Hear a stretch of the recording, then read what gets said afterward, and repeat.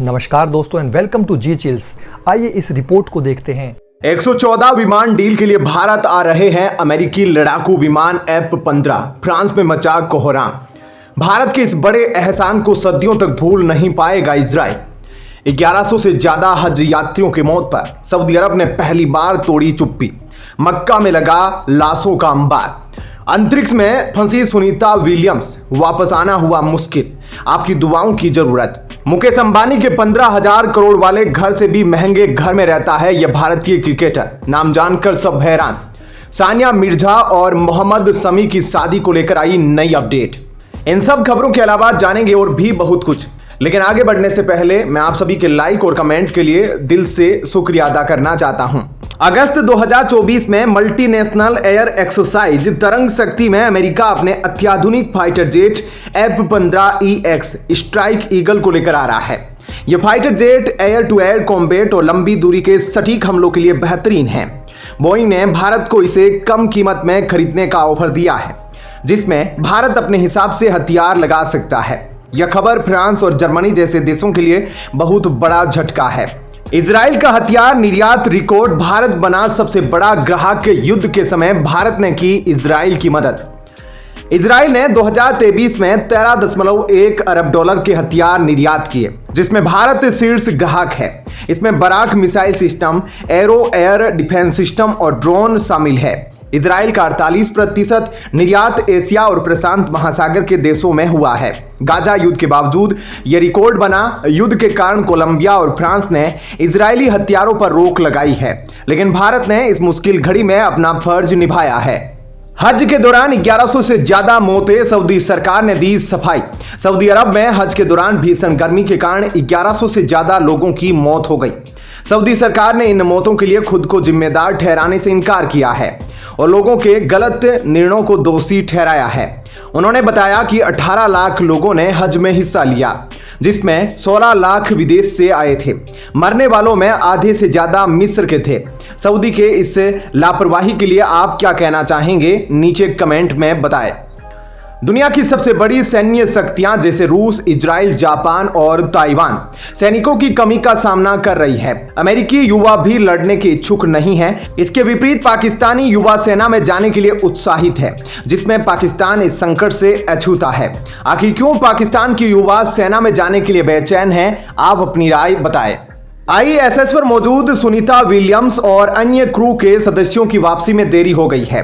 Boeing star liner की तकनीकी समस्याओं और थ्रस्टर फेलियर के कारण नासा ने वापसी की तारीख नहीं बताई है, जिसके बाद असमंजस की स्थिति बन गई है। स्टार लाइनर प्रोजेक्ट में 4.5 अरब डॉलर खर्च हो चुके हैं। दोस्तों, नासा अपने खतरनाक मिशन के लिए भारतीय मूल के लोगों को ही क्यों चुनता है, इसके बारे में अपनी टिप्पणी जरूर करें। मुकेश अंबानी के एंटीलिया से भी महंगा है इस भारतीय क्रिकेटर का घर। धोनी, कोहली, सचिन मिलकर भी नहीं कर सकते बराबरी। भारतीय बिजनेसमैन मुकेश अंबानी के एंटीलिया की कीमत 15,000 करोड़ रुपए है, लेकिन वडोदरा के महाराज सिमरजीत सिंह गायकवाड़ का लक्ष्मी विलास पैलेस इससे भी महंगा है। सिमरजीत सिंह जो कभी अंतर्राष्ट्रीय क्रिकेट नहीं खेले, उनका पैलेस 20,000 करोड़ रुपए का है। यह पैलेस बकिंगम पैलेस से 4 गुना बड़ा है और 500 एकड़ में फैला हुआ है। गायकवाड़ ने बड़ौदा टीम का रणजी ट्रॉफी में प्रतिनिधित्व किया और 2015 से मोती बाग में अपनी क्रिकेट अकेडमी चलाते हैं। उनके महल को भारत की सबसे महंगी प्रॉपर्टी माना जाता है। सानिया मिर्जा की मोहम्मद शमी से सगाई की अफवाहें पूरी तरह से गलत है। सानिया के पिता इमरान मिर्जा ने इन अफवाहों को बकवास बताते हुए कहा कि सानिया कभी मोहम्मद शमी से मिली भी नहीं है। सानिया इस समय हज पर है और दुबई में रह रही है, जबकि शमी चोटिल होने के कारण टीम इंडिया से बाहर है। केजरीवाल की रिहाई पर हाईकोर्ट ने रोक लगा दी है और 2 दिन बाद सुनवाई होगी। ईडी ने रिहाई का विरोध किया है, जबकि केजरीवाल के वकील ने कहा कि वह कोई आतंकवादी नहीं है। कनाडाई संसद में खालिस्तानी आतंकी हरदीप सिंह निज्जर को श्रद्धांजलि देने पर भारत ने आपत्ति जताई है। सांसदों ने उसकी बरसी पर मौन रखा, जिसे भारत ने हिंसा की वकालत करार दिया है। डॉन 3 की शूटिंग 2025 में शुरू होगी, जिसमें रणवीर सिंह लीड रोल निभाएंगे।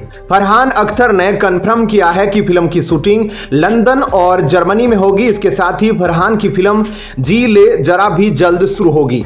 अनिल कपूर ने नो एंट्री 2 से बाहर होने पर अपनी नाराजगी जताते हुए कहा, घर की बात घर में रहने दो। यह विवाद इसलिए हुआ क्योंकि उनके भाई और निर्माता बोनी कपूर ने उन्हें फिल्म से बाहर कर दिया और इसमें वरुण धवन, अर्जुन कपूर और दिलजीत दोसांझ को कास्ट किया गया है। 22 जून सुबह 6 बजे से दिल्ली एनसीआर में सीएनजी के दाम बढ़ गए हैं। दिल्ली में सीएनजी का दाम 74.09 रुपये प्रति किलो से बढ़कर 75.09 रुपये प्रति किलो हो गया है। नोएडा, ग्रेटर नोएडा और गाजियाबाद में यह 78.70 रुपये से बढ़कर 79.70 रुपये प्रति किलो हो गया है। गुरुग्राम में दाम नहीं बढ़े हैं। गायक लकी अली ने आईएएस अधिकारी रोहिणी सिंधूरी के खिलाफ कर्नाटक लोकायुक्त में शिकायत दर्ज कराई है, जिसमें उन्होंने जमीन हड़पने का आरोप लगाया है। लकी अली ने सोशल मीडिया पर आरोपियों की सूची भी साझा की है। उन्होंने पहले भी 2022 में सिंधूरी का नाम लेते हुए कर्नाटक पुलिस को टैग कर शिकायत की थी। दिल्ली में जल संकट को लेकर आरटीसी ने अनिश्चितकालीन भूख हड़ताल शुरू कर दी है। उनका आरोप है कि हरियाणा सरकार दिल्ली को पूरा पानी नहीं दे पा रही है। ममता बनर्जी ने प्रधानमंत्री को पत्र लिखकर तीनों क्रिमिनल कानूनों को 1 जुलाई से लागू करने की योजना को टालने की मांग की है, क्योंकि यह कानून जल्दबाजी में पास किए गए थे। डॉलर के मुकाबले रुपया अपने ऑल टाइम लो पर पहुंच गया है, जो 83.40 प्रति डॉलर पर बंद हुआ। भारतीय रिजर्व बैंक आरबीआई द्वारा ब्याज दरों में वृद्धि और अमेरिकी फेडरल रिजर्व की सख्त नीतियों के कारण रुपए में गिरावट आई है। ऐसे में क्या रुपया कभी डॉलर को पीछे कर पाएगा? अपनी राय जरूर बताएं। रेलवे में लोको पायलट पदों पर भर्ती 3 गुना बढ़ाकर 18,799 कर दी गई है, ताकि नींद के कारण दुर्घटना ना हो सके। चयन प्रक्रिया में अब परीक्षा शामिल होगी, जिससे योग्य उम्मीदवारों का चयन सुनिश्चित होगा। अमेरिका ने भारत और पाकिस्तान के बीच सीधी बातचीत की वकालत की है, यह कहते हुए कि दोनों देशों के साथ उसके महत्वपूर्ण संबंध है। इससे पहले पाकिस्तान के रक्षा मंत्री ख्वाजा आसिफ ने भी रिश्ते सुधारने की उम्मीद जताई थी। आप क्या सोचते हैं? क्या भारत को पाकिस्तान से बात करनी चाहिए या फिर नहीं? शिक्षा मंत्री धर्मेंद्र प्रधान ने बताया कि यूजीसी नेट पेपर लीक मामले की जांच सीबीआई को सौंपी गई है, जिसमें पेपर डार्कनेट के माध्यम से 500 से 5,000 रुपए तक में बेचे गए थे।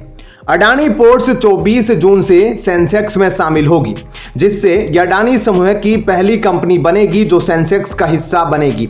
विप्रो को बाहर किया जाएगा। अडानी पोर्ट्स के शेयर पिछले 6 महीनों में 45% बढ़े हैं, जबकि विप्रो के शेयर केवल 13% बढ़े हैं।